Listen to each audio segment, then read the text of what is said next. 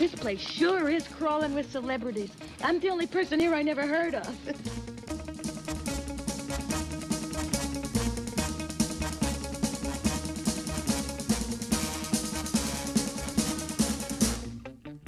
Oh, hi. Hi, everybody. Welcome to the Innovation Labcast. Glad to have you here checking this out. Today, we've got an exciting episode for you where Angela Gunder and I threw 21 questions at Benjamin Scragg. And it was quite timely because The Ohio State University just last week finished their Innovate conference, which Ben obviously is very involved in. So some of our questions were geared toward reflecting on that conference. Some of the questions were just surrounding the amazingness that is Benjamin Scragg.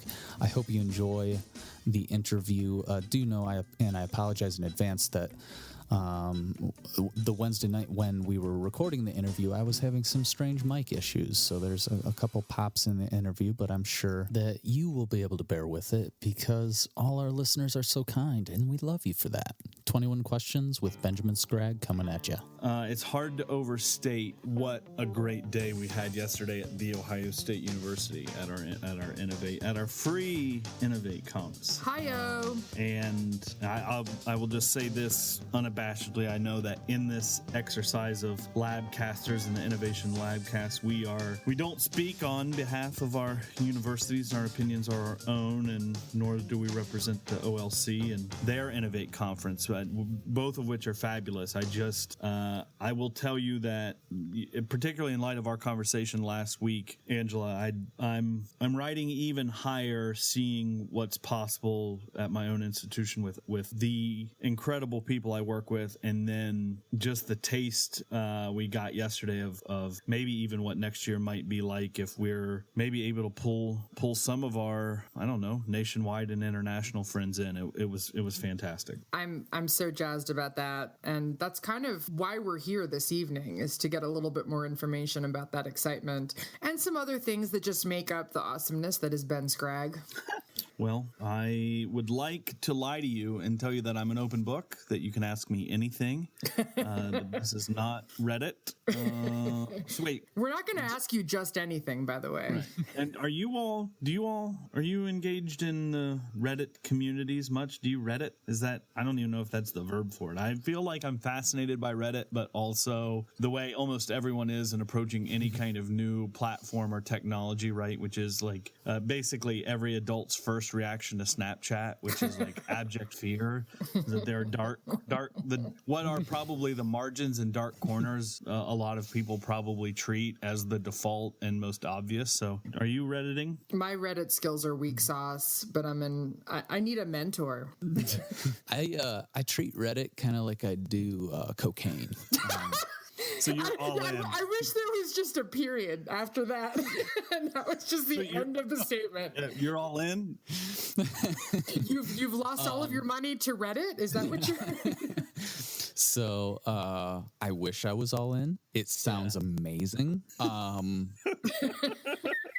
But it's not going to be wise for me to go there. Okay. Thank you guys for tuning in. This has been a great podcast. I think we've learned everything that we need to learn tonight. Yeah, absolutely. But I have friends who are deeply into it and somehow are able to also maintain a life. And so I benefit from it tangentially. So and I love it. I love the fact that so many great things are curated from it. It's like a black hole. You know, if I went there, I would disappear. So there is one link I'm going to send you all, and we did this 2 years ago. We have a professor of veterinary medicine here at Ohio State, and his name's Tony Buffington, and he worked with, we have an incredible team of folks who we're in kind of digital publishing, textbook creation, and then Ashley Miller and she and her team are now involved in what our initiative, the Affordable Learning Exchange, which is another like it's blown up and it's this other incredible thing. But they they had Tony Buffington work on this textbook called Cat Mastery, and it's an iBook. You can find it in the iBook store, and it's his textbook, and it's incredible. And he did a Reddit AMA on essentially he's a veterinarian and a cat guru, and you can ask him anything about cats. And I've got the curated link. I'm going to send it to you all right now on Google Hangout, and it's really the best. It's really the best thing. So because I'm still talking and no one has punched me, I'm just going to give you a sample of the questions. One which is, "Hi, Dr. Buffington, if you had your choice, what kind of cat would you be?" And to which he says, "A metal tiger." Yes. The year I was born in. The next comment underneath it is, "Tigers are pretty metal regardless." And the next comment is, "Just ask Ronnie James Dio." So Yes. I feel like Dave, I see exactly what you're saying, which is like, I know I would lose large parts of my life to this if I dedicated to it. So it's so good. And then that's the kind of thing, just even seeing that makes me so wildly optimistic about maybe the internet in general and humans, that maybe let's just stop there and we can be up on Reddit. So that's a link we are definitely going to share in the show notes, is Cat Mastery from the Ohio State University. I found it on iTunes right away. Excited to check that out. Yeah. Meow. So we do have 20 questions. I think the 21st is not created yet, and that's so much fun. This week has been absolutely crazy for me. So I was supposed to order these in some sort of understandable sequence that makes sense. I did not do that. So what's even more fun, I think, is the randomness at which these questions come at you, Ben. And I think the rules are you have 1 minute to answer each question. And are we going to enforce this 1 minute rule, or should we just be generous in case Ben stumbles upon the theory of the creation of the universe and all that has happened? I'm glad you asked. Thereafter. I'm glad you asked, Angela. I take time very seriously. So literally, I have the Google timer up with 1 minute, and I am going to hit the start button. There will be no extra credit. There will be no extensions on this exam. The only thing I will say that gives me a little bit of confidence for this is the closing session to our conference yesterday was about a 30-minute, it was called Fund My Idea, and it was an extension of kind of an emerging grants program we have where... Wait. Hold on. Hold that thought. You've cut me already? Yeah. I'm sorry. Here's all I want to tell you. No. Hold it. I'll yield. You yield. You yield to the chairwoman. Okay. What? Ben, there's a grand plan that is far beyond you and I and Dave. I trust you. Do you trust the universe? I trust you, and I trust you, universe. And the universe tips its top hat and twists its mustache at you. And I sip this old-fashioned the universe. Excellent. So we're gonna alternate questions, which sounds like order and structure, but it's actual chaos and magic, which I have heard from your Facebook profile are your two favorite things. So we're going to give you 10 questions. We're going to go back to back. So they're going to be awesome. My questions have a theme, and Angela's have a theme. And can I start with one pre-question? Well, two, because that was one, and that the presumptive answer was yes, and I'm moving the second. If you start talking about Fund My Idea with your pre-question, I will punch you in the jowl. Well, why are we doing this again? No, because the universe said do this. All right. There was no other option. That's all you needed. Listen, we trust you. Touché. We adore you, and we know that everything you will give, you will be given in return tenfold. So the glories that await you are miraculous. But all I'm going to end with is that 21st question is going to be based on what you give us for the first 20. Touché. Yes. Okay. So think long and hard about what you will do. I might walk out and make another old fashioned. Mic drop. All right, so the rules of the game have been laid out. Fair enough.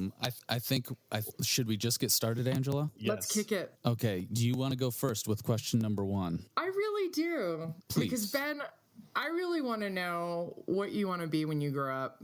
Oh, this one is easy. So I have we have so one of the guys that I work with, Rob Griffiths, Dr. Rob Griffiths, I'm going to butcher his title, but at this point, I'm pretty sure he is Associate Vice President of Distance Education at OSU. And we were having a one-on-one. Rob's very thoughtful in his meetings, always asking people in one-on-ones, what do you want to do? What work do you like? What are you passionate about?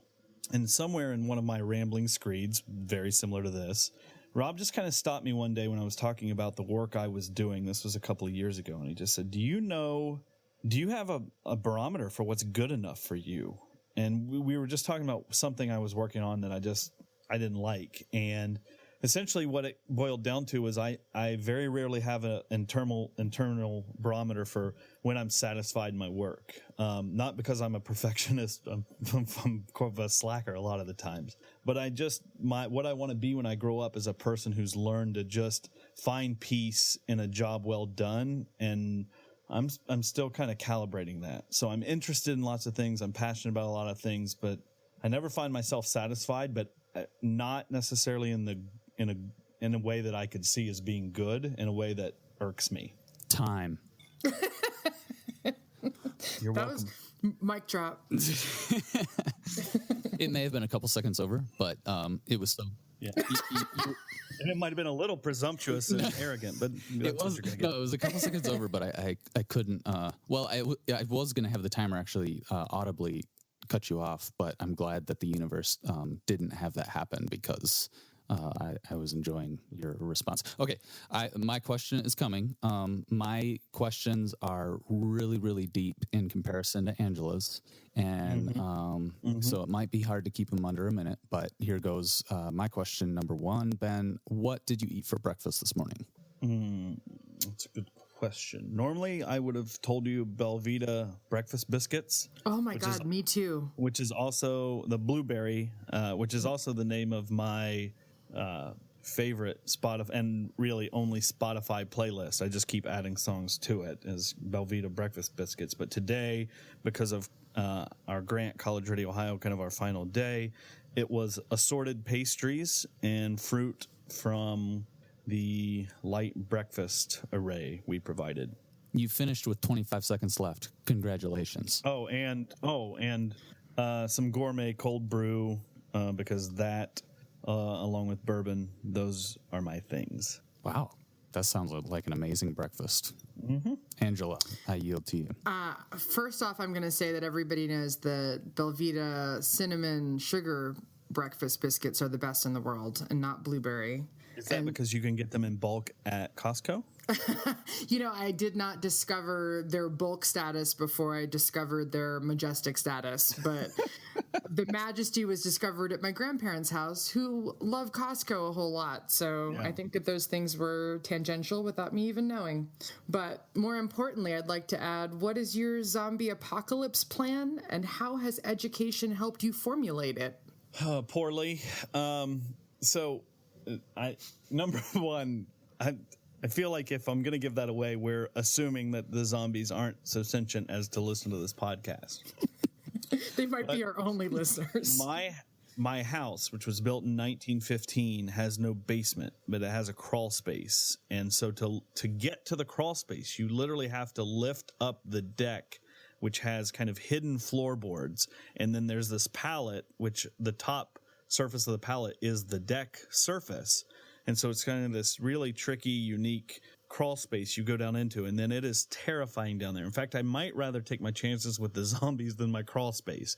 But my plan is to go hide in there and assume no one will ever find me. The problem, of course, is that there's not a lot of storage for food. So I don't know. I might just go out like Blaze of Glory style and actually listening to Bon Jovi. That might be a better plan. That sounds well thought through, and you finished with 5 seconds left. Resetting the timer now, and here comes your next question. Ben, please summarize Bonnie Stewart's keynote in under a minute. Go. You got me. So one part or one duty. Well, let me just do. I'm going to tweet. I'm going to cheat. So I'm going to go to my Storify because I actually walked out halfway through Sins, and I'm sorry, Bonnie, because I was doing official duty stuff. But essentially, one really interesting thing that Bonnie said that quite a few people kind of started tweeting out. Bonnie talked about kind of networks and networked practice. But essentially, she talked about, how large could your world be in digital networks? How could they do that? And with real audiences, global audiences. And I think that was a big piece. And then the other really interesting thing that Bonnie kind of seemed to talk about was that basically there's this whole world of scholarship and this whole world of folks on Twitter. Let's just say, for example, that's kind of where she does a lot of her work, where folks at Ohio State could really tap into that and leverage that. And so kind of the way that we've found each other in the work and how we sustain our relationships, folks at Ohio State could leverage that to take themselves to greater heights. I'm going to get a little bit, well, maybe this isn't serious, but I find it to be deadly fucking serious. What scares you most about the future of education? So my affinity for education, and Angela, we talked about this last week, and this actually ties back a little bit to Bonnie, is that I think education, like a good book, right, makes your world bigger. It makes you more powerful because you have more tools on your table, right? If we buy into any of this Deweyan notion, right, that life is contingent and complex and fraught with, sometimes difficulty and danger, that being smart is better because it helps prepare you for action through the world, then that's what education is for, particularly public education. My biggest fear is that we are eroding that notion of public, both in the way we fund education, but also our expectations. And I just think there's a misalignment between what we expect, but how we plan and prepare for what we want out of it. And so my biggest worry is that we're eroding it, and we don't see that. Time. What was that presidential election? Where was it Brokaw? Where he would just cut off the presidents would say time. Time. So where actually was I on that one? How much time was that? You were about 5 to 10 seconds over. 7 minutes. That's brutal. Wow. Wait till you get the next one. Yes, here it comes. And let me preface this by saying that some of these are a bit unfair because I know that you were running around at this conference very, very involved, and I know that you didn't get to go to all the things that you wanted to. But anyway, do the best that you can. Okay, why was there a talk called Not So Native? Oh. Was it about our mistreatment and displacement of the American Indian? That's actually, Dave, you should probably find out how many dissertations there are in libraries around the world on that. So two of my favorite OSU faculty, in fact, people, Nicole Kraft and Melissa Beers, gave this presentation, and essentially it was incredible because the premise, and they're working with a really interesting group of students, is that technology has to teach academic and professional use of tech, and we make all these assumptions about millennials or the other generation or a younger generation that they're native to all this tech, they know it, and the truth is they know how to do certain things, but these professional and academic things they may not know how to do. So communication, collaboration, critical thinking, creativity, these are skills they need, but we're not so sure they have them. And so they gave a really insightful talk on, educators, you have a responsibility to help build those things. What is the role of mentorship in what we do, and how can we mobilize folks to pay it forward? So, I'll tell you a story that came back to me this year at OLC Innovate was I met someone and they said, "Oh yeah, you're the guy who changed his Twitter name during Bonnie's talk." And I kind of never really thought about that. Like I had 2 Twitter accounts, and I just decided the one that was tied to OSU, my institution, which at OSU you use as currency, but everyone else, everywhere else, no one really cared about as much. I just kind of decided to ditch it because I was like, yeah, I'm me, and no one cares. I'm not that important. And so kind of spent time with Bonnie last year and actually see her in some ways as a mentor, even though we don't interact a ton. And I just think the importance of having her around and seeing other people being receptive to her message at OSU, like in this very indirect way, was like, that's my mentor. And yeah, if she can do this, we can continue to spread this message. So that doesn't answer your question, but it's just an example of how that lives for me. I think you answered it. I think you hit it right on the head. Well, so I'm sorry, I'm going to break the rules because apparently I can, but I just think 5 seconds left, so go ahead. That's great. I just think this digital kind of networking also becomes mentorship. And I know if anyone ever listens to this, I know there are people out there, even in the circles of Twitter where we're in community, where actually there are real life kind of established mentor-mentee relationships. We should explore that outside of what I know, because I'm just a dude talking with an old fashioned. That's mentorship. What is the story on Rashawn Richards, and why is problem solving through design and entrepreneurialism important? Man, Rashawn Richards, you all know this dude, right? You know who he is. He invented Explain Everything, and has a new whiteboard app that's even more incredible. This dude is off the charts. He's the coolest dude. So I had dinner with him last night, and he changed my world last night. He was talking about students and his grad school colleagues, even, and himself a little bit, and me, complaining about a class in grad school. Oh, it's so terrible. The instructor's so terrible. This class is bad. And he just said, I just don't understand why people don't approach these things as problem solving. Even in a bad class, when you know you hate it, it's finite. You know it's going to end. Your mission should be, how do I get the most out of this? And that's end in mind thinking, right? Design thinking with the least amount of effort, since you don't like it. Like, why do you just continue to complain about things when you could just look at them as temporal and treat it as a problem to be solved? And it's just like, what? Wait, that's just called life. Why don't I do that? He blew my mind. I want you to dig deep now. This is when it gets real deal, Holyfield. What concepts are currently challenging your thinking right now? That's a really good question. And I'm really drawing a blank. Well, let me do this. I'll use some of this time to push back. Say more about that.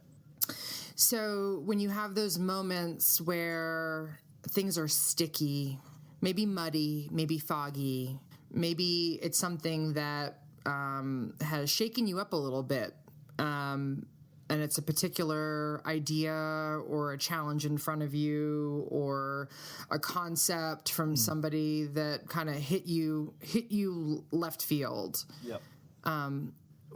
Dig into some of that stuff. So the only thing I can tell you, and nothing immediately jumps out as a challenge to me, actually a lot of, not in my work, but in my personal life, a lot of the actually identity politics has me really, and maybe that's not even a fair way to say it, but just around like the concept of triggers, right, is fascinating to me because I feel like I totally don't get it, but I also feel a little bit embarrassed to acknowledge that publicly, or like trigger warnings, and like maybe it's really obvious and I'm just making it more complicated. But so what I always go back to in those times is just to stay curious. So right now I'm just in one of those places with something like that, or maybe issues of identity, which I feel like, oh, you're a nice liberal, so you're cool with that. But, it's never actually that simple. I just feel like right now in some of those places I'm staying quiet, but curious and open, and hoping it leads me to a place where maybe I can be an advocate or a force for good. I have a follow-up question. Is staying quiet and sort of drinking it all in incongruous with what you've known you to be like as a person? Sometimes. That's a good question. Because I can see that idea of like, well, I can see someone saying, well, I don't see that as being actually authentic to who you are. But I always feel like on that kind of extrovert, introvert, and even speaking up and being quiet thing, here's what I'll tell you. There's some like old school biblical training I feel like I've had in my life where I feel like, a fool will let you know instantly. They'll open their mouths, right? So I just feel like maybe there's a deep-seated part of me that just feels like there's something wise in being quiet and waiting at times, particularly when you're maybe I feel like that's when I do my best learning, and maybe that's just where I am. My mom always says you can't learn something if you're talking. Oh, man. Well, yeah, and those words fall on me like a prophetic curse. Like they really do, because that's a lot in my life, right? The things I think I know a lot of. So I will tell you this. Maybe this is the answer you were fishing for. When I think I know something, right? When I know what I know, that's when I always feel like there's moments in my life that humble me so much, because it's like, no, you don't. And here are some reasons why. And it's so embarrassing and terrible. So yeah, maybe that's part of it. Oh, wow.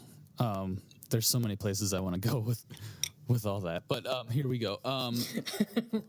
I saw that I heard so many great things about OSU Innovate this year, just like I did last year, that I'm here and now vowing to be there next year. Hey. On the condition that Angela Gunder is there too.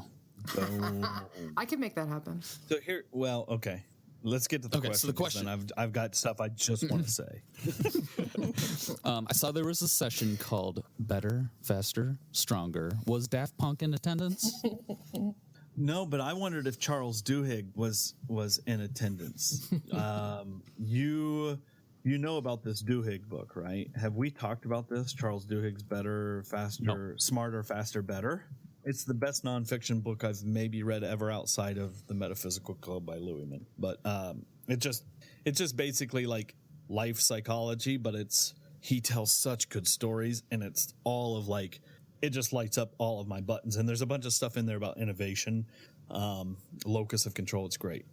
So Dave, I will tell you that I created a Storify today about Innovate, and there I threw in some stuff about that session, but did not actually attend it. So I will tell you, so here's one. I'm just reading it right now, and I'm going to go over my time. But Better, Faster, Stronger. What can free do for you? Denny Hall 063 has a one-button studio. So I'm guessing that was about video creation.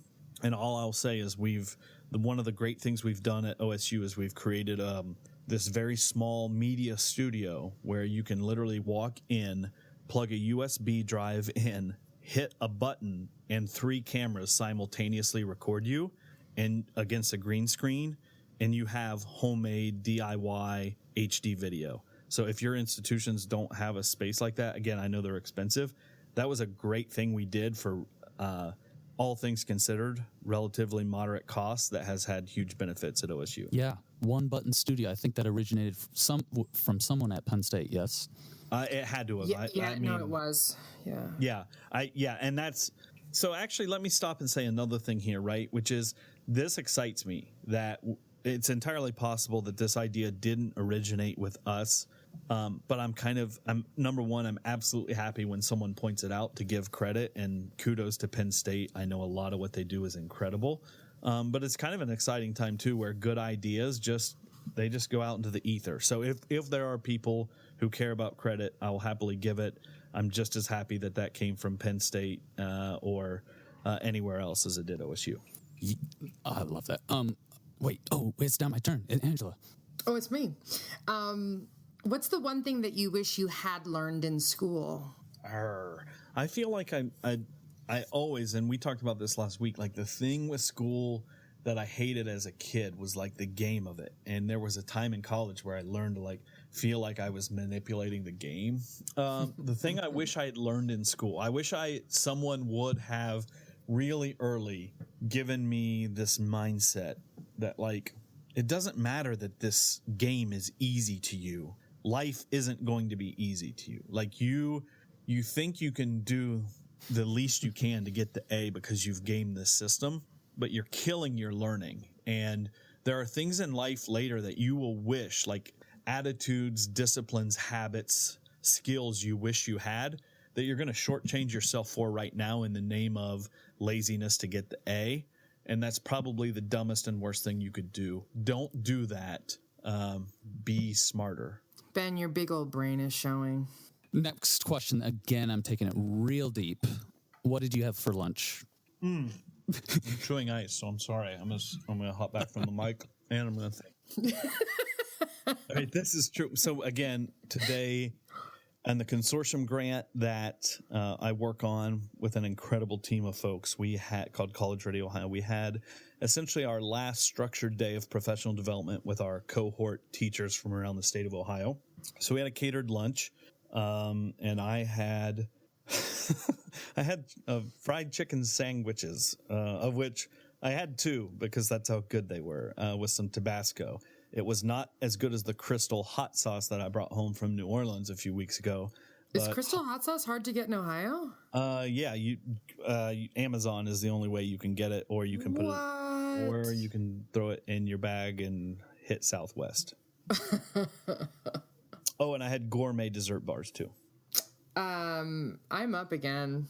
I can't do justice to that question of what did you have for lunch, but I'm really excited about the answer you give to this one. What's the one thing that you are happy that they did not teach you in school and that you had to learn elsewhere?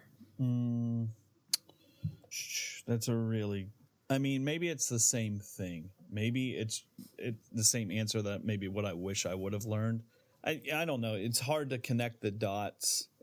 Looking forward, and so going back to the moment, maybe I wouldn't have appreciated this, but just like life is incredibly hard, even for like the most middle class, like safe white kid ever, right? Growing up, like literally 2 parents, like a house in front of the fence, that type of stuff. Like life is hard for me. There are moments where I feel overwhelmed by the difficulty of just normal stuff. And then I look at other people who have incredible obstacles, hurdles they overcome. And sometimes they don't, right? Because life can be vicious, particularly in places I've been, Chicago and even parts of Columbus for sure, and even Appalachia where I grew up. Maybe just appreciating that life is hard for all of us, and if you can use that to breed empathy for others, like I feel like you're getting there. How is Daniel Montour, I'm not sure if I'm saying his name right, using the non-theatrical use of improvisation skills to improve collaboration, creativity, and confidence in groups of people in the classroom? Yeah. So that's another session that I totally saw none of and missed 100% of. I will tell you that those folks, we really wanted that session. The RFP committee that kind of voted for that session really wanted it because I saw some tweets from people that they started with like zip zap zop, something like that, and just this idea that I won't speak intelligently about the session, but I will riff just very briefly on what I think improv does, right? Or play, or at the OLC Innovate in the Innovation Lab, when our site fellows from Alaska Fairbanks presented this idea that you get people up and active and doing something that puts them on their toes, it forces a kind of engagement and not even this like hegemonic or patriarchal enforcement, right? It's this positive communal enforcement of let's get engaged and let's go do something. So I don't know what he said. I hope it was in that vein, and I have full confidence that they delivered an incredible session. But that's my little navel gazing riff on that. So you're going to be able to answer with more than 1 or 2 in the allotted time that you will have. But what are 1 or 2 songs that currently get you hyphy with creativity? And if you want to make a 5-track Spotify playlist for the universe would be quite pleased with you. Oh, I mean, that's a no-brainer. Again, I'll go back to Belvita breakfast. So, just some of my favorites. Maybe recently. Well, so let's do this. One of my just favorite like pop songs of all time, just like an incredible pop song, is from Blown Speakers by the New Pornographers. They're so it's good. Just so catchy and poppy and so incredible. Yeah, Canadian rock is like it's off the charts. Brian Eno's The Big Ship is this. It was right at the end of the David Foster Wallace movie that Jason Segel did, and it's really good. There's this version of Like a Rolling Stone that Bob Dylan does. He did it somewhere. It was like on No Direction Home, where like the guy shouts out Judas. They were in England at the beginning.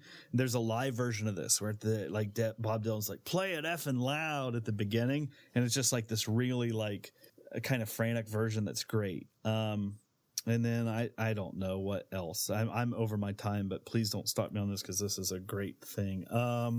Jason Molina was a Magnolia Electric Company, and he died a few years ago. He has a song called Farewell Transmission that's just been like hypnotizing me. It's like this 7.5 minute long, just like clanging guitar track that I really love too. So that's that.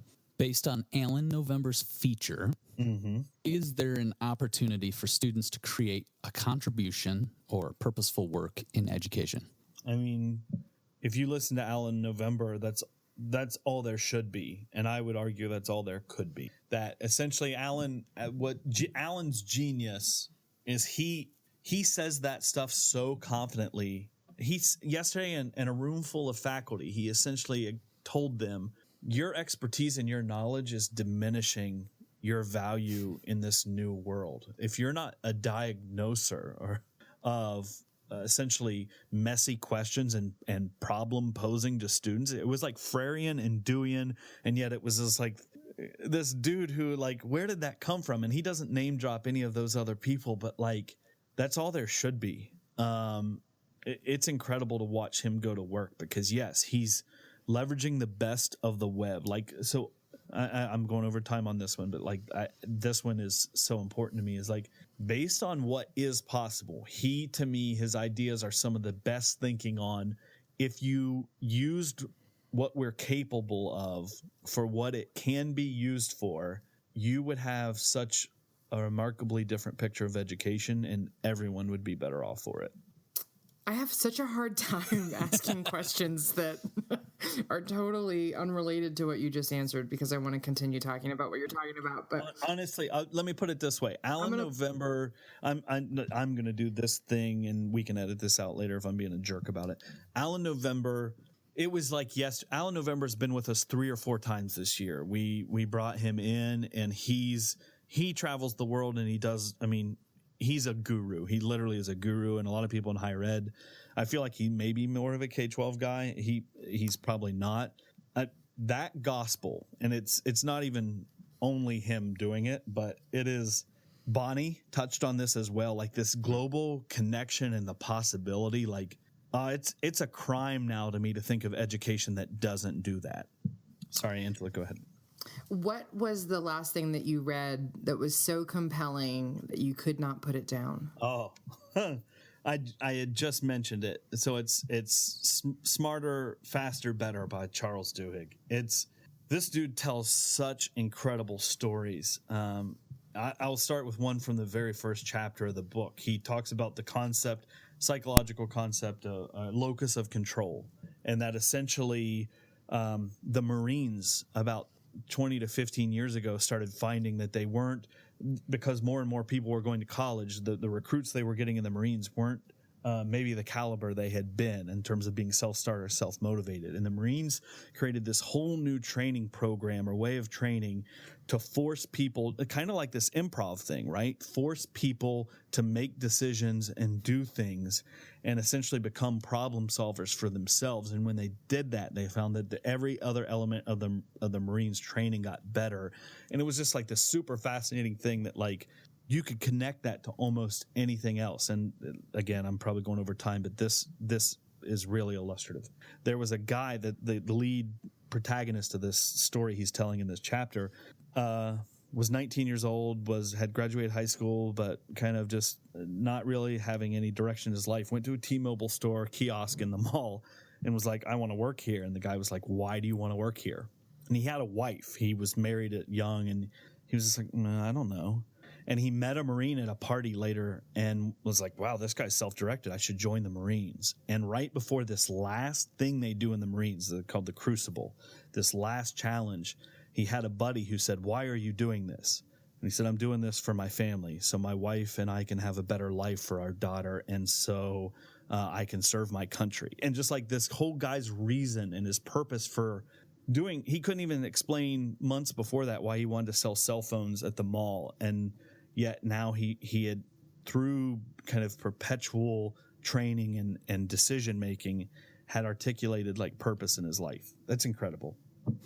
So there may be people out there listening who all they know about Ohio State and Michigan State is football or basketball related, and they might think, how could they have anything in common?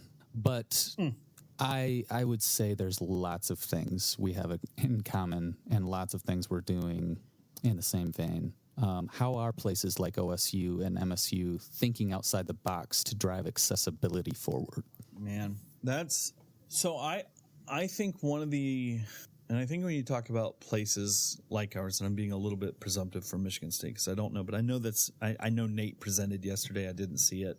Nate and crew. I don't know who else was with him, but I know Nate, and I love Nate Evans from Michigan State.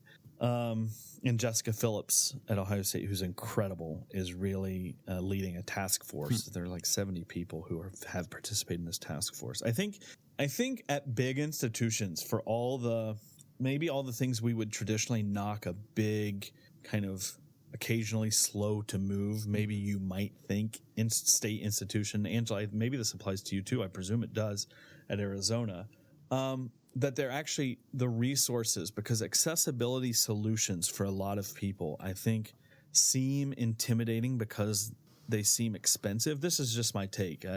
Jessica, if she were here, might totally disagree, or maybe Nate would too. But I feel like it becomes an easy excuse because they're not obvious sometimes, and because they're hard, and actually because our students who need accessibility, and even our staff and faculty, what I find is a lot of times they have to be self-advocates to make themselves known to people. And sometimes there's risk in that. And then sometimes there's just, I think the way a lot of our society is set up is it can be inconvenient for the rest of us, right, to accommodate. And I mean that in the kind of this playing off that in this pejorative sense. And so lots of people who really should be getting accommodations just kind of make this trade-off where they don't, because it is hard for them to get accessibility, and it shouldn't be. And that is not okay. So I think, sorry, I'm extending this because I don't want to leave it there. I do think our institutions are conscious of that and are working to integrate solutions into the everyday. When you think about the trajectory of your career and all of the fine folks who helped you get to where you're at, who are the folks that are at the top of your gratitude list? Well, I mean, so I assume we're talking professionally, but obviously everything in my life starts with my parents. My dad was an educator, and my mom, I think, knew everything that was going on with me when I was young academically to propel me forward. My dad was a great role model for me in terms of being a scholar himself, and curious, and kind of a hellraiser around the education, I feel like, at least when he and I talk. But other than that, a gentleman who passed away a few years ago, Dr. Najee Muhammad at Ohio University, was probably an education professor, a scholar of Malcolm X, who just the transformative power of education. The city of Chicago writ large. And then, I mean, I feel like there's so many educational philosophers and people that I've gleaned things from that starting that list is exhaustive and would be obnoxious. But I don't know. I feel like I gather a lot of moss. I'm fascinated by ideas. I don't think that's something special about me. It just is. So, yeah, maybe that's another episode. Who I love, the people I love. I love it. Okay, tell us about Fund My Idea. Yeah. So what I was going to say, and I didn't protest, was just that the session happened so fast. And so it was one of those things where it was like, at the beginning, my soliloquy of like introducing the conceit, the panel of judges, like all of this thing, it was like, give me 5 minutes. And then I found myself rehearsing beforehand and was like going 10 minutes long in my introduction. It was like, how does this happen? So all I was going to say was I have this hubris now today around speaking quickly and efficiently because I had done it. The conceit was we had a grants program that we're kind of recapturing where we wanted to seed or boost really innovative teaching and learning ideas that applied to the people who applied, but maybe their solutions would apply to disciplines outside of themselves. So we had folks from Spanish and Portuguese, we had folks from Japanese, and we had folks from physics all present yesterday. They were all awarded $5,000 to just propel their ideas forward, and it was incredible and funny and heartwarming, and it made me love the whole universe.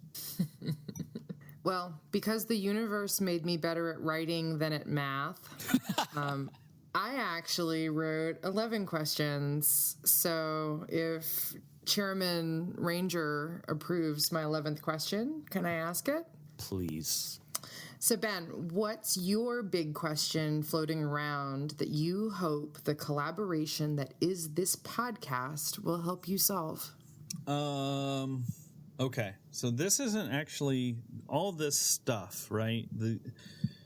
Sometimes I look at you all and I feel, I won't say like a counterfeit, right? Because that's not, like, this is real human engagement, and this is what we're doing. This is also, in a lot of ways, not my job at Ohio State, right? Like, this is not what I do, and yet this is what I'm passionate about. And so I feel like this compulsion to not necessarily be this for you all because I can't be it at Ohio State. None of that is fair to say. It's just, this is right now, like, this was a creative outlet for me to go chase stuff I'm passionate about with, and I can say that you all have become really good friends because it doesn't take that long when you click with people, that you just have kind of this kindred spirit relationship with. And so I really, really appreciate you all as friends. Like, this time is not like, oh, let me get behind this microphone. I don't know why you guys did this with me tonight, where I'm seemingly the centerpiece of this. And while, of course, there's parts of me that love it, I'm a little bit uncomfortable with it. Like, I'm grateful for this opportunity and really appreciate you all. Like, this is not my everyday job. Like, I have been random, like a crazy man, sharing these ideas with people I work with, right? And I think some of them are like, that's good, man. We'll talk about that soon. Can you do this other thing for me right now? And not in a nasty way. Like, I work with incredible people. I get that sense, so I'm projecting.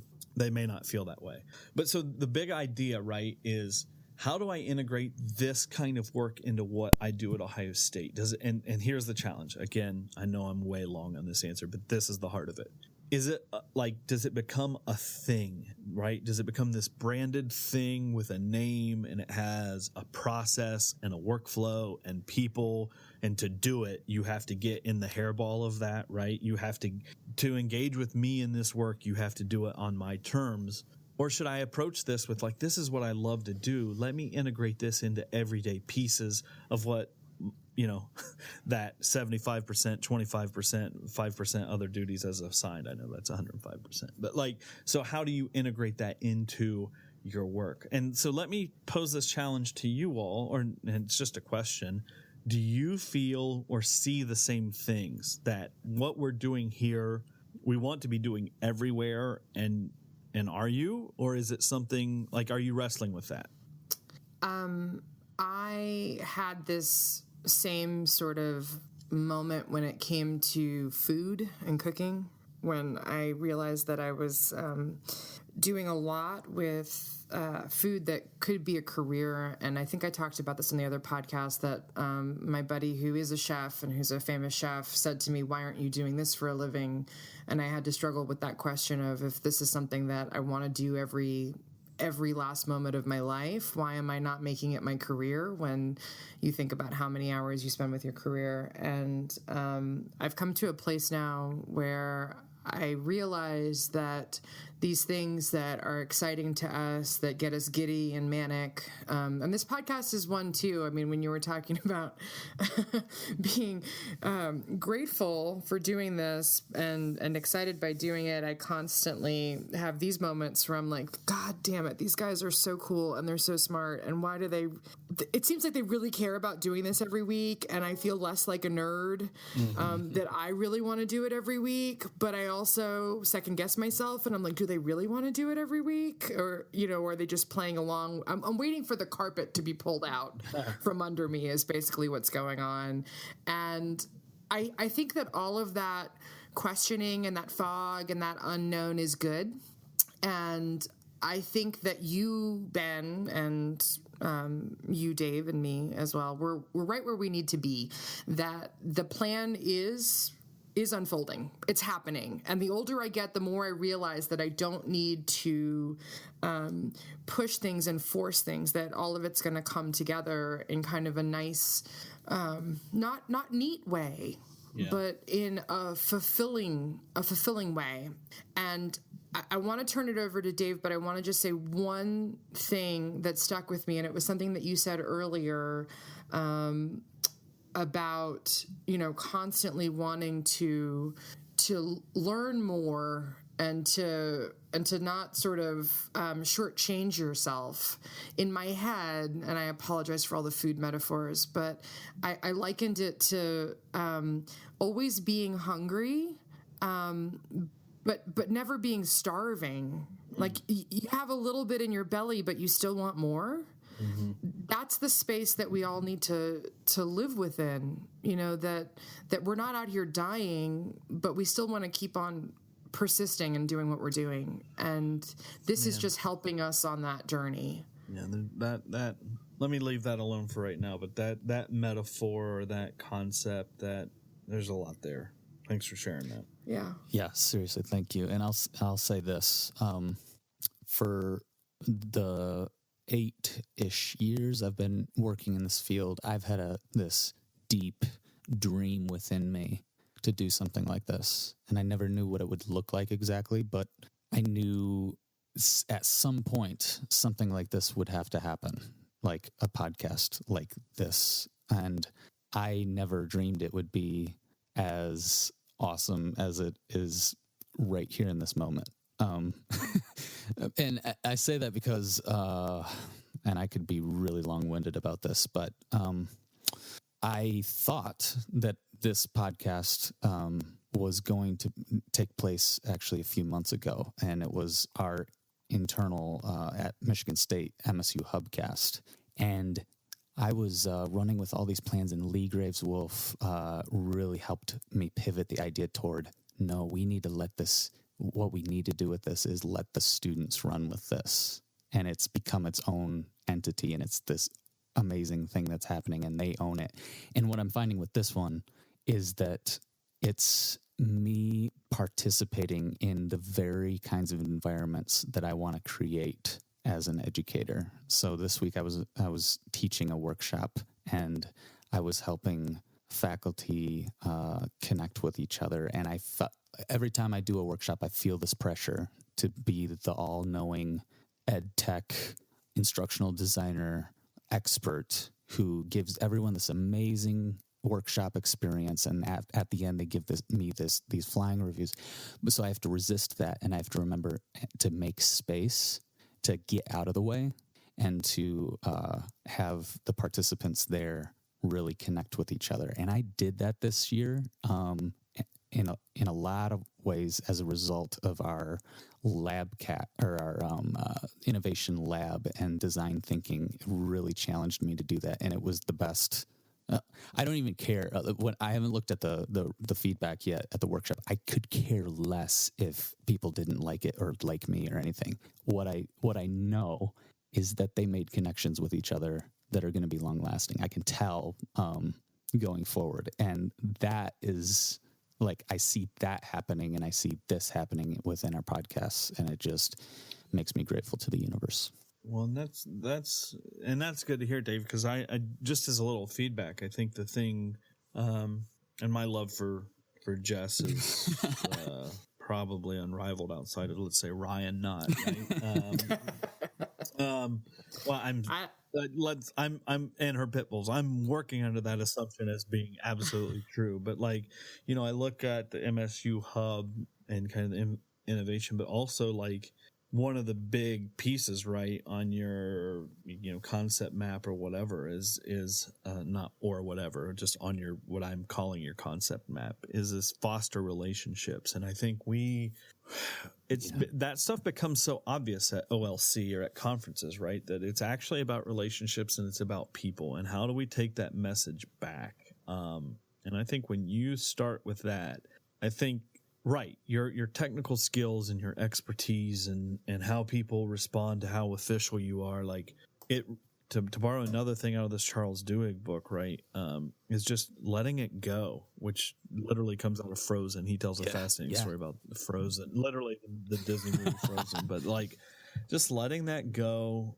and just being a person, and actually we need more of that. And we use this quote that we didn't even talk about, I believe, tonight, but the nonprofit foundation that I do some work with is, basically discover what it is. And there's a motivational quote from someone that's probably really obvious and you all can point it to me, but find what it is you do that makes you come alive, because what the world needs is more people who are alive. And that's kind of what I think about, maybe, Dave, and maybe this applies to your situation, right? Is this stuff, when you find ways to work that make you feel alive, then all the other kind of artifices around that, like, or edifices, which malapropism did I embrace there? But like, it's a little bit easier to let some of that go because you are focused on just those relationships. And this is the last thing I'll say about this, because here's another soliloquy. But Lee Vyas Fong, who's our associate vice president and another maybe mentor to me, talked to me one time and said, our culture, the way we want to work, says it's more important to be easy to work with than it is to be right. Yes. And she just, I don't know if she says that to a lot of people or if like she keeps that at the front of her mind, but she said it, and these things just get sticky to me, like that stuck instantly. And I don't know that I do that. I don't know that I actually am easy to work with, right? In the technical sense, right? Like I let email slide, maybe I'm not detail oriented as I should be, but like I feel like relationally I try to make that a skill, and it feels right. I am just basking in that as just a beautiful ending to this amazing episode. And I want to say thanks, Ben, for humoring Angela and me with the questions. Did you sense a theme in hers and mine? Well, there's definitely like this back and so I still don't. Why did we do that? I kind of don't get. I mean, you figured out the theme. Why did we do that? You just, so there's part of it, right? You can't let me get confident enough to speed through a lot of those answers. So now that this is all over, I'm now freaked out about how presumptuous and arrogant. So I live so much more uncertain than I am. So now I'm backtracking from everything, but it's captured. It's digital. The universe has it. And I guess, this whole thing, right? The whole premise of this, the word universe is popped up in the transcript of this a bajillion times, right? So why don't I just ride the fatalism that is whatever it was is what it was. So yeah, thanks a lot. This was fun. Thank you. No, I thank you. Oh man, no, thank you, sir. That was a riot, and it was fun to learn about Innovate from you directly. Everyone came back today, and I just finished the workshop, and they were so excited about the things that happened. We haven't had a chance to debrief as a team because some of our team was down there for the conference, and I'm excited to hear from them how things went and the things that they learned too. So I'm really glad they came and they made a huge impact. And next year, I think that's going to be a big piece of what I would love to see happen. Who's on the hot seat next week? Who are we grilling with existential malaise? You already grilled me, Ben. So I feel when you listen back to this and you feel uncomfortable and also humbled and happy and excited, just know that was episode 5 for me. Okay. Well, then we'll do some more. You're not. There's more grilling. Yeah, that meant nothing to me. You're not. Break out the hot dogs because there's gonna be grilling. There will be brats. All right, Dave. So we got you next week. All right. Can't say I'm not nervous because I also have this. I look at the responses both that Angela you had to Ben's questions on that episode, and Ben your responses, and I'm like trembling at the thought of trying to sound as articulate. And, oh God. You should be scared. And I am. So, but bring it. Let's have fun with it. All right, y'all. Well, I appreciate it. I think we ventured into I love you territory. I feel like we're there. The IL wise. You did also challenge Ryan Knott on a podcast, which I think is remarkable. No, that's absolutely not what happened. I definitely this doesn't get edited out. That was the liberal media that skewed that. Well, here's the best thing: is this is in my folder. I'm instantly creating a shadow copy of this. If this part gets edited out of this podcast, I'll sue you all for $1 bajillion. And Ryan, we love you. I actually bragged on Ryan's tattoo that he got in New Orleans yesterday to Jess and some of my colleagues. So that's on the record. And in no way, shape, or form am I challenging Ryan or nor the pit bulls to my love claims. So that's established, and I'm off the hook. And I'm gonna get a good long night's sleep tonight, knowing that I'm safe. And I'll, on that note, do. Love y'all, appreciate it, and there's just more to go. So we'll talk soon. Can't wait. Thanks so much, guys. Bye. Have a good night. Bye.